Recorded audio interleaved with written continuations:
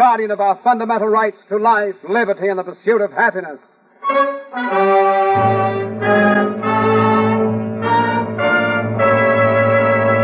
Mr. District Attorney, one of the programs selected to be rebroadcast to our armed forces overseas, is brought to you by Vitalis and Ipana, two famous Bristol-Myers products for the protection of good looks. For hair that's well-groomed, it's Vitalis and the 60-second workout. For a smile that sparkles, it's Ipana toothpaste and massage.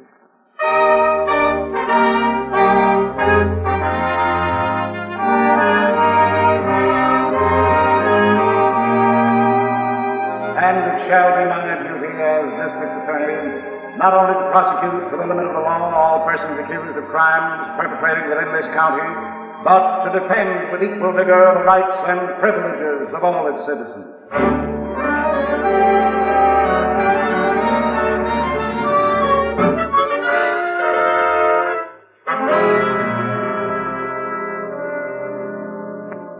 Tonight's story begins in a small walk-up apartment in your district attorney's city. It's supper time, and a young couple are at the table talking. Rocket was here again. You got any more bread? Here. He said he'd be back. You should have made some gravy for this. I said he's coming back, Eddie. I heard you the first time. Well, I'll be out. where you going? No place. I'm just out if he comes back. Why? Oh, Ruthie, I told you 10 times I don't want to have anything to do with Rocket. Sure. You don't want to have anything to do with Rocket. You don't care. You don't care about making more money, real money. Look. If you want me to finish my supper, lay on. I don't care what you do. I don't want to hear any more about Rocket. That's too bad. Ruthie. You're going to hear. Your great friend Joe Herndon went to work for Rocket today. And you know what he's making? $150 a week. Doing what? The same thing you are. Not for that, Joe. Why not? It don't add up. Good mechanics are hard to get. It don't add up. I make $65 in a big plant. Rocky's got a back alley joint. How can he pay so much? Well, he's just opened. Maybe he wants to make sure it goes. Don't add up. You worry about being a patriot and working in a war plant. His place is a war plant. I'll bet. Well, what if it isn't? What if there is something phony about it? What do you care? It's a chance to make money. We're doing all right. Oh, yeah, we're doing fine. Us and the roaches. Are you going to be a sucker all your life? Are you going to live in a dump like this all your life? I'm sick of it, Eddie. I'm sick of being poor. I'm sick and tired of it. You woke the kid. Yeah. Great for her to be brought up in a hole like this without room to breathe.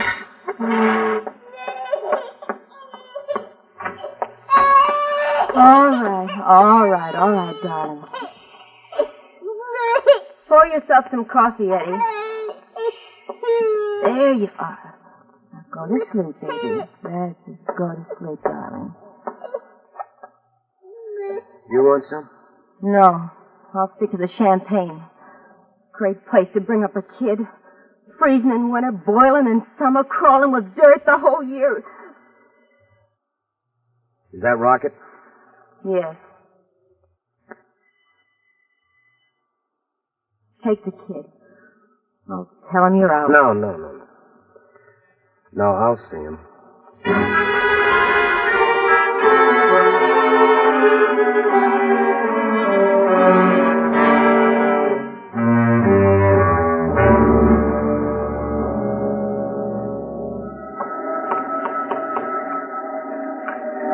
Oh, what is this?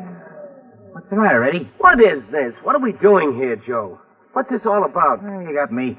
Rocket said he wanted a mechanic and new calibrations. So for 2 days I'm monkeying around on this machine. You can't use it for anything. Can't use any of these machines for anything. What do you care, Eddie? We're getting paid, ain't we? You get paid more, too, boys. Oh, hello, Mr. Rocket. What do you mean we get paid more? Oh, an extra 25 a week. To start, you might say. To start what? Yeah, you're right about these machines, Eddie. They're not much good for anything. But, you boys come out in the back. I'll show you some that are. Oh, I didn't know there was a back to the place, Mr. Rocket. Well, this room is really just for appearances. Showroom, you might say. But in the back, help me move this cabinet, will you? That's not very heavy. No, just a screen to cover this door. Come on. Slot machines. Yep.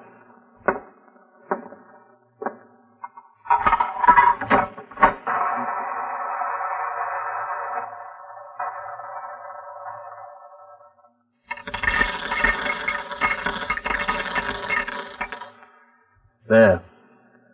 See what the trouble is? You mean somebody could win by luck for once? They were pretty banged up when we got them. They look all right now. They are on the outside. The machinery's all off. Until they're fixed. And that's where we come in? That's right. Is this your war plant, Mr. Rocket? You might say. Count me out. Now, Eddie. Count me out. Where are you going? Back where I came from. Eddie. You know, you can make 175 here. Work is easy, the hours are short. I'll take 65 in overtime. When? What do you mean? You know the manpower laws, Eddie. You left a war job and you can't take another for 3 months. What? He's right, Eddie. So for 3 months, you might just as well work here and make some easy money. I don't bother about manpower laws. I think you're kind of stuck, Eddie, you might say.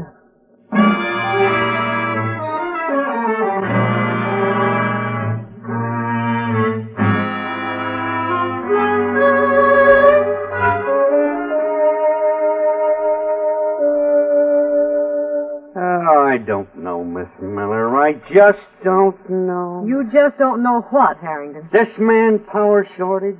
We know there's a real shortage. How can people quit their jobs now? Well, I guess they think the war's almost over. Are they crazy? Either that or it's wishful thinking. Yeah. Oh, Good morning. Morning. morning, Chief. I have some work from both of you. That's a surprise. What kind of a case is it, Chief? Robbery. Who was robbed? The city storage yard. What? That's right. It happened a few days ago, but unfortunately it wasn't brought to my attention until this morning. What on earth would anybody steal from the city storage yard? Slot machine. Uh-oh. All those machines we confiscated have been taken before there was time to convert them to scrap.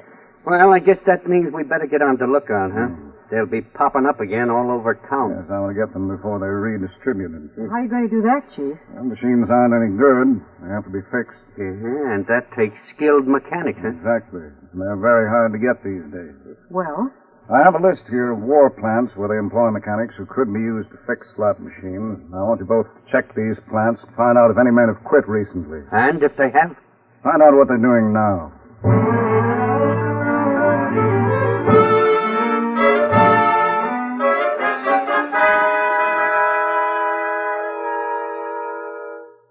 I'm afraid I haven't got very much for you, Chief. Oh, that's too bad, Miss Miller. There were 5 of these mechanics who'd left in the last 10 days. Mm-hmm. 2 of them are out because they're sick, and the other 3 have left town altogether. Let's see. Hi, Chief. Oh, Harrington, any luck? No. I could only find 2 of these guys who had quit. Mm-hmm. One's sick and the other's not working. Mm. How'd you make out, Miss Muller? Not much better, Harrington. Well, I guess we're at the dead end of that one. Well, maybe my idea wasn't so good after all. Chief? Yes.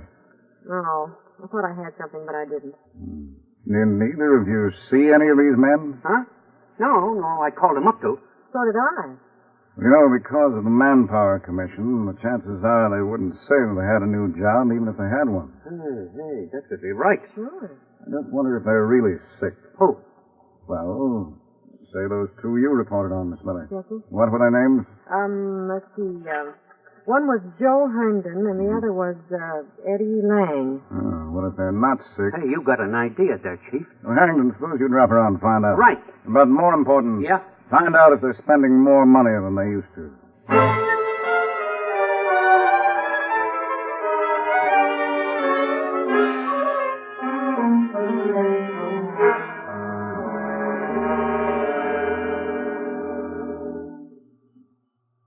Just a minute. Yes? Mrs. Eddie Lang? Yes? My name's Johnson. I'm from the Acme Auto Company. Can I come in? Yes, thank you very much. Well, this is a nice little place you've got here. Mr. Johnson. At your service, ma'am. So I'd really like to see your husband. My husband? Yeah, that's right. I guess he's working, though, huh? At this time of day. Yes, that is... What? He would be, except he's sick. Oh. Oh, that's too bad. Yes, he's gone to see the doctor. Well, in that case, I won't bother you, ma'am. What did you want to see him about? Oh, nothing. My company's got some wonderful second-hand cars that we can sell now real cheap and on the installment plan, too. Oh, really? Yeah, only $50 a month. Of course, with your husband sick, I guess $50 a month's a lot of money to you. I've always wanted a car. Oh, is that so? Well, maybe when your husband gets better, you... Mr. Johnson. Huh? We have some money saved up. Oh, Mrs. Lang, I wouldn't want to touch your savings. It's quite a bit. As a matter of fact, we just bought this couch the other day. You did? Uh-huh. Oh, hey, that's a real fine piece of furniture. Yes, isn't it? Well, maybe your husband would be interested in a car then. Why, I think so. Yeah? Well, suppose I drop around tomorrow morning. Well, Eddie, he likes to sleep late. Yeah? And then he usually goes for a walk or to the doctor. Oh. But he's always here supper time. I see. Why don't you come around tomorrow night? You'll be sure to get him then. Okay, I'll get him then.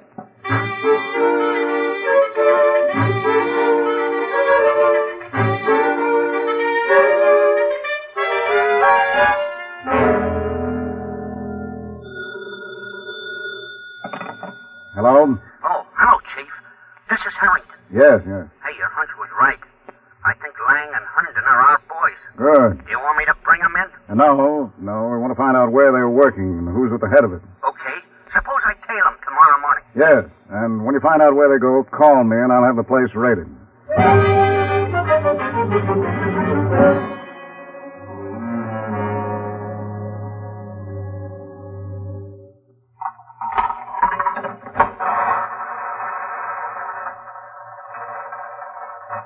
Yeah, this one's working okay, Eddie. Yeah, against suckers like us. You'll never catch me near one again. Come on, let's get at the next. I'd like to leave them just as they are. Ah, no, Eddie. Don't hand me that stuff again about all the dough we're making. We are, Eddie. Yeah. What happens when they catch up with us, Joe? How's anybody going to catch up with us? Well, suppose they do. Suppose you're crossing the street and you get run over. You can suppose anything if you want to. Well, we're making dough, Eddie, so let's enjoy it. All right, come on, let's test this one. Don't touch that. What? What's the matter, Mr. Rocket? Not so loud. What's up? We have visitors out front. Who? The police. Police. Shut up. How'd you head them off? Why should I talk to them? They know you own the joint anyway. Oh. You don't think I put it in my name, do you? Hey, listen, if they come back. They're walking right up here. Is the cabinet in front of the door? Yes, just keep still. We're caught. Shut up. Why don't we go out the back stairs? Because they probably... Joe, you clumsy dump. Well, they know we're here now. Just back dinner. Never mind, we gotta get out. Come on. The back stairs? Yeah. What about Rock? What about us, you jerk? Come on. They'll be in here in a minute. Never mind. Here we are. Up this way. Hurry. All right, you two. All right, nothing, copper. What are you standing there for? Come on. Joe. Come on, Eddie. Joe, look at him. Listen, Eddie. He slammed his head against that pipe, Joe. Maybe he's dead. Well, if he is, then we got to get out of here. Come on.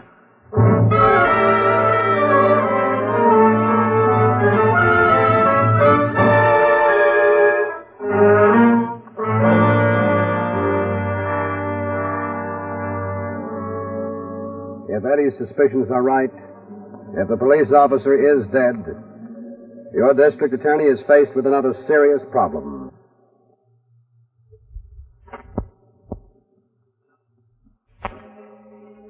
We'll hear the new developments in just a moment. But first, a footnote on colors. Green stands for envy, Yellow stands for cowardliness. and pink must stand for romance, judging from all my pink Valentine cards. Well, perhaps.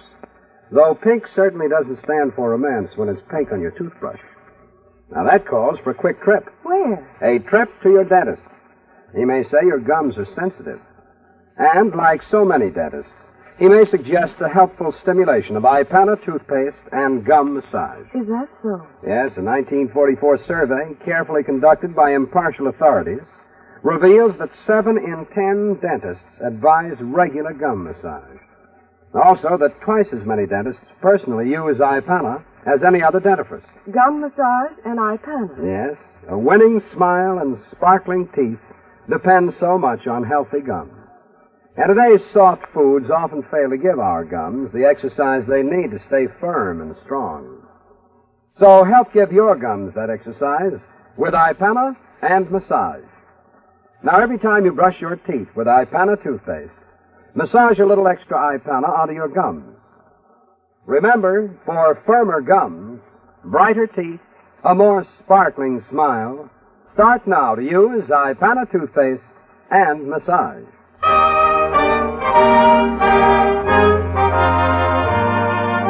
Now back to Mr. District Attorney.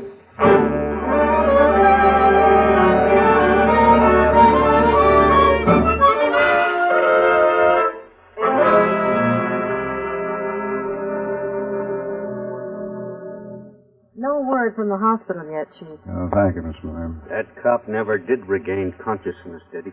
Oh, well, his skull was badly fractured. What are his chances of pulling through? Very slim, the doctor said. If he dies? There's a murder charge. Yeah, Chief, I wish you'd let me pick up Lang and Herndon. I told you, Harrington. Yeah, I know, but if that poor guy dies... Lang and Herndon are being watched. They can't get away. I know.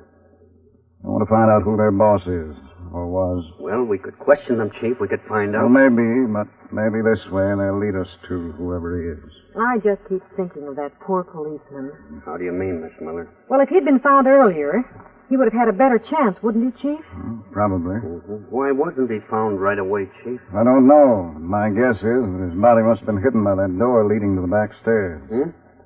Oh, I get it. And when the cops opened it, he was behind it and they ran through without seeing him, huh? Yes. Of course, I have an idea. Shall I get it, Chief? That's probably the hospital. I'll take it. All right. District Attorney's office. Speaking. Yes?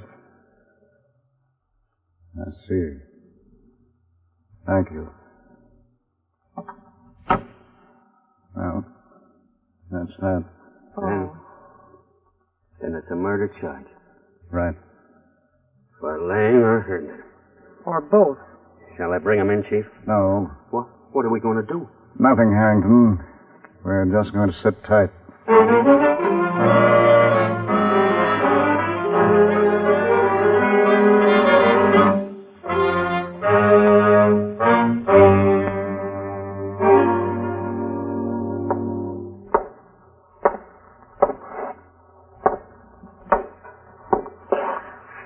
Why don't you eat something, Eddie?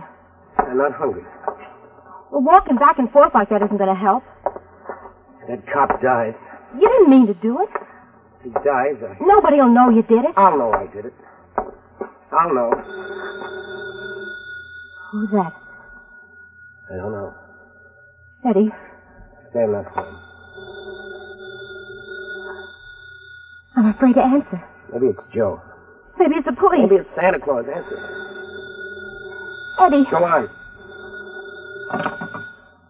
Hello? Who is it? It's Rocket. Rocket. Hello? Yeah? Oh. Okay. I said okay. Goodbye. The guy's dead. How does he know? He said he was hiding in the place when they took him out, and he was dead then. Oh, Eddie. You know what else he said? You know what else my boss, Mr. Rocket, said? He said you were a murderer, Eddie, you might say. So I don't think you better say anything to the cops about me or anything. I think you better beat it, Eddie. Get out of town, you might say. Eddie! Oh, Eddie! Wish I'd never got to the end of this. I wish I'd stayed where I was. Oh, it was my fault. It was mine, too. No, I nagged you into it. I don't blame Well, you should. I can't. Just say I can't. If I turn on you, I got nothing. I got nothing at all. Oh, Eddie, I'm sorry. I'm so sorry. Baby, we're in an awful mess. We're in a jam, baby. What am I going to do? We're going to get out of here. Where are we going? I don't know. Let's get the baby and get out of We here. haven't any dough. We've got 200. We can't get far on that. Can't get far enough on any kind of dough. Yes, we can. I can't. I can't ever. I did it, and I know I did it, Ruthie. Eddie, what are you going to do? Well, I can fix Rocket's wagon anyway. What do you mean? I can do one good thing anyway.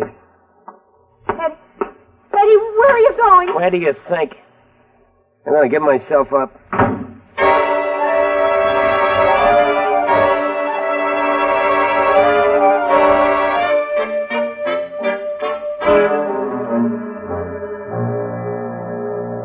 Eddie, why did you go to work for Rocket? More dough. But you were working in a war plant, weren't you?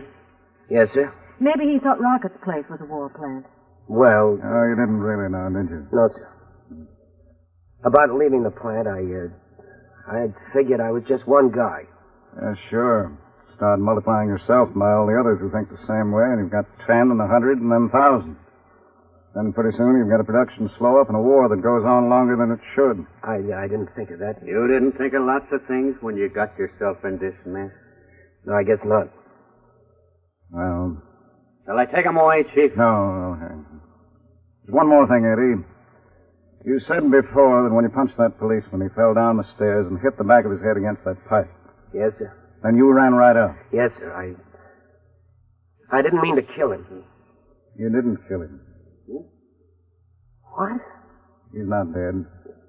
But I thought... Yes, I know, but Rocket was lying when he said that man was dead. The newspapers... It was a false report. That policeman's alive, Eddie. He's not dead? That's right.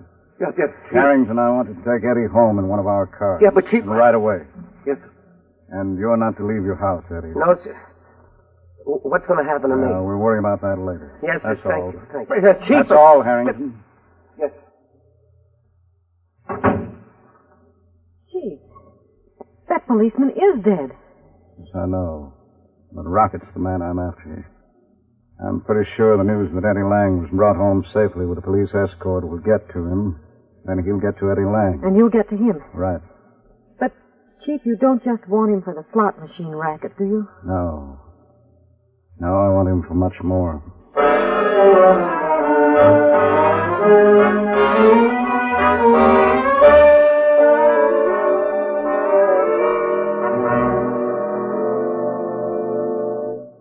Eddie, I don't get it. I don't either, baby.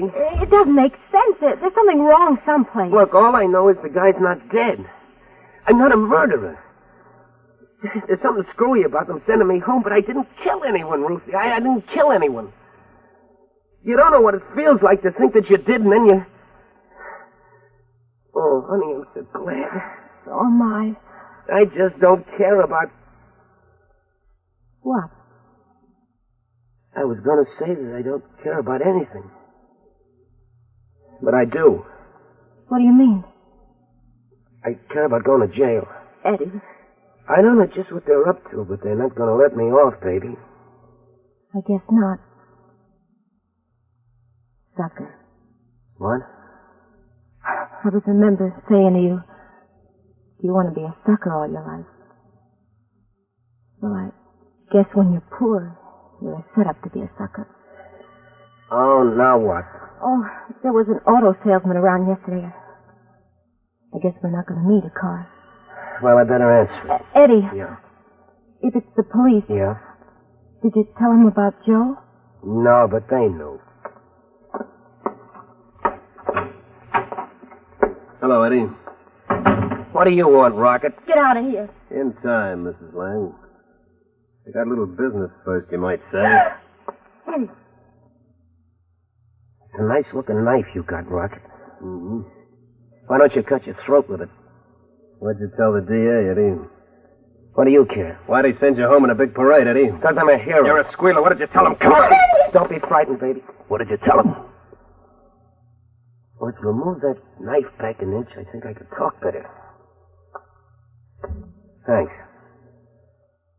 I told him the truth, Rocket. You're working for me? Yeah. Setting slot machines? Yeah. Tell me you killed that cop? Yeah. Only the cop isn't dead. What? You heard. That's a lie. No, it's true, Rocket. It can't be. He has to be dead. He has to be dead. Why does he have to be dead, Rocket? Come on in, Harrington, and keep him covered. Right. All right, Rocket. Why does he have to be dead? I don't like guns, DA. Too noisy. It won't go off if you behave. Why does that policeman have to be dead, Rocket? Suppose you tell me. Because you killed him, you might say.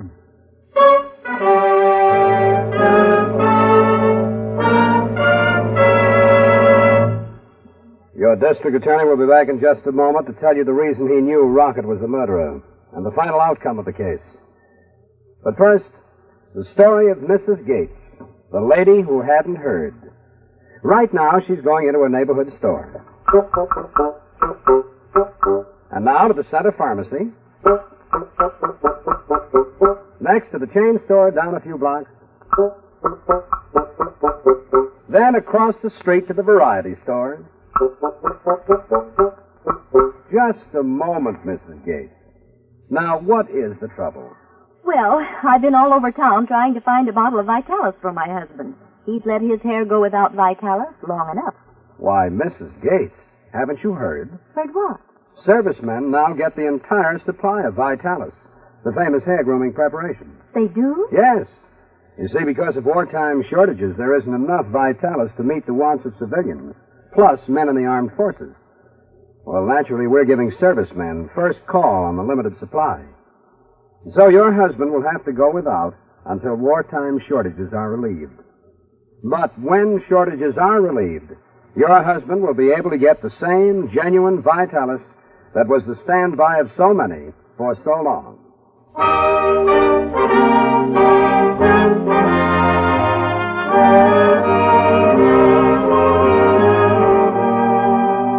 Now, here is your district attorney. Well, ladies and gentlemen, both Eddie Lang and Joe Herndon were sent to prison for short terms. It was hard on their families, but they had knowingly broken the law. Justice required they pay for their misdeeds. Rocket, however, was sent to the chair for murder. Chief, how did you know Eddie Lang didn't kill that policeman? Because the man died from a wound in the front of his skull. The pipe he knocked the back of his head against just scratched him. And later I found a blood-stained crowbar in Rocket's plant. Yeah, but, Chief, did you guess what happened before Rocket confessed? Well, no, Harrington. At first I thought Eddie Lang had used the crowbar to kill the officers so he couldn't be identified. And then when I heard his story, I believed it and realized that probably someone else had been hiding in the cellar. And that was Rocket. Yeah. As we know now, the police were so busy chasing Lang and Herndon, they didn't see Rocket. And by the time he decided it was safe to beat it, the cop came too. Yes, unfortunately.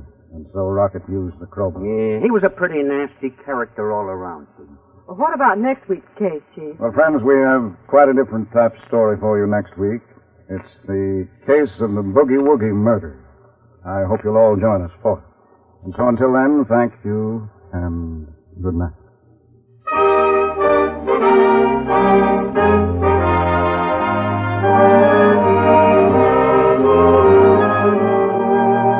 The names of all characters of tonight's dramatization are fictitious, and any resemblance to names of living persons or actual places is purely coincidental.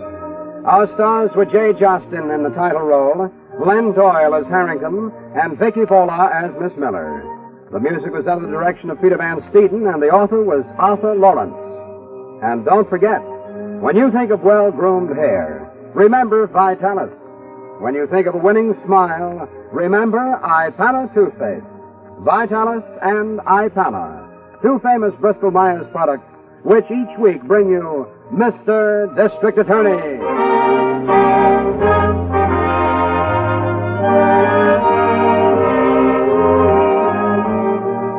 Hold it. A young lady has just made a big discovery. Yes, I'm in love. And I think George is just about perfect, even though he isn't what you'd call handsome. Well, George's romance proves again that a clean-shaven, masculine look counts more than a handsome face. Men, rely on Ingram's rich leather for close, smooth shaves yourself. Comfortable shaves, too. Ingram helps condition your face for the razor, for cool, comfortable shaving. Enjoy cooling Ingram. I-N-G-R-A-M. Ingram Shaving Cream.